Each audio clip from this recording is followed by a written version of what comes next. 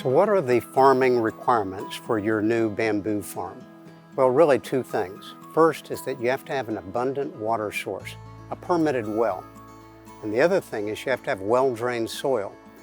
Interestingly, both of these are found in a used orange grove, which are in abundance. So that's typically what we found works well. And then we have caretaking. And the focus of the caretaking is really on nutrition. You know, you're feeding the plants to get them to grow.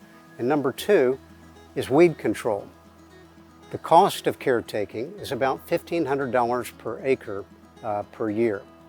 And by the way, we don't have to use pesticides and herbicides very much because we don't have pests and disease.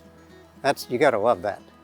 And the objectives of our caretaking program are two things. First, we want to keep the farms healthy and clean. You can think of this as pretty farms. In fact, we want them to be pretty. We want when you come out with your friends that you're gonna be proud of your farm. And the next is we're driving maturity. Driving maturity means we're aiming the farm so that it produces more.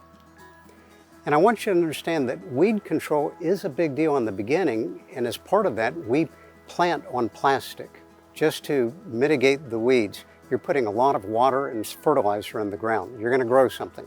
So we plant on plastic initially, but after 2 years, the farm begins to canopy over, kind of like you see on the farm around me. The canopy's over, the sunlight diminishes, the weeds quit growing.